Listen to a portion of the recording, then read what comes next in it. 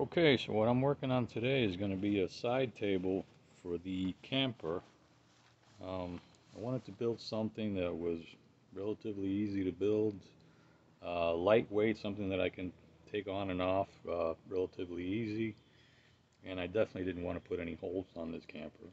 So what I came up with is this. I'm using these half-inch PVC Schedule 40, and this is a frame that I built, and it's actually being held on place on the fender, on the bottom of the fender, by these two 90s fittings that I have. There's one on each side, and it's holding it on there pretty good. Um, the half-inch PVC just clears the top of this light, so it looks like it's going to work out pretty good. And I still haven't decided what I'm going to put on the top of this. Maybe some wooden slats, something that's not too heavy. So right now it's dry fitted. I haven't glued it together. I just want to make sure that everything fits in place in case I have to change anything. And it looks like it's going to work out fine. So I'm going to take it apart, and before I glue it, I'm going to show you all the parts that I'm using and give you all the measurements of all the cuts that I've used so far. So let's take it apart and see what we have. Okay, so these are all the pieces that I'm going to use for the PVC before I glue them together. I'm going to give you guys their measurements on this. Like I said before, I'm using Schedule 40 PVC, and I'll show you the difference. This is what a regular PVC looks like. This is Schedule 40. It's a lot thicker and stronger, so I would recommend using that. As far as the pieces that I cut, I have a total of, I think it's 12 and a half feet, let's say 13 feet that I use for this. These pieces here are 29 and 7/8. I've got 3 of them.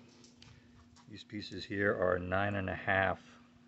And the reason I have these guys here, I'm using some couplers that I cut and I slid them in there, is so that everything is even when I put the top on. It'll make more sense when I do that, and you'll see what I'm talking about. I've got 2 of these that are 5 inches, and I've got 2 of these that are 14 and 3/4. I'm using 2 of these guys. These are called side outlet elbows. I've got 2 of these. I've got 2 T's, and I've got 4 90s. And I am using this guy right here to cut the PVC. You don't really need it, but you can use a hacksaw. But this will make things a lot easier to cut. It cuts straight, and you don't have to sand it or anything down. So that's what I got for now, and I'm going to go ahead and put it together, and I'll show you what it looks like then. Okay, so this is the what I'm going to be using for the top of the table. This is an 8-foot section of PVC, and it's 6 inches wide. It's about 3/8 thick that I found at Home Depot, and I like it. It's got a nice texture to it. So I went ahead and cut it into 3 pieces. So it's going to give me 18 inches deep, and it's going to be 32 inches wide. And here's the reason why I put these guys here, so that these guys will all sit evenly when I screw them in. And I'm going to be using these guys right here. This is a number 6 by 3/4 pan heads. I was looking for stainless, but I couldn't find any, so these should be all right. This is zinc. So I was thinking actually of getting a piece of wood and having to paint it and everything, but this being PVC, it's plastic. It's already painted.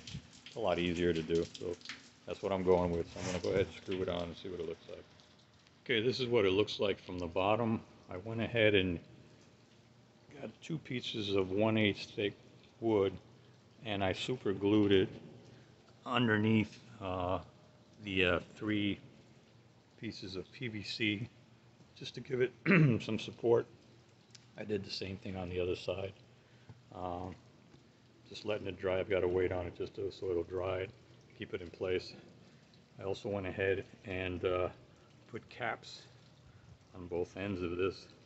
This is where the fender actually is gonna go in place right here. I was thinking of maybe notching it to hold it in place, but I don't think I'm going to have to. I'm going to try like this for a while. If for any reason it doesn't hold in place, I'll go ahead and notch it.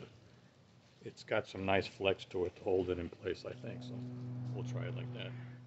Okay, so I found that the easiest way to put this thing on is put one side on first, push it all the way back, and then push it down so it locks in place.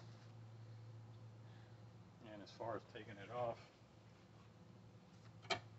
lift one side up, back the other way. And there it is.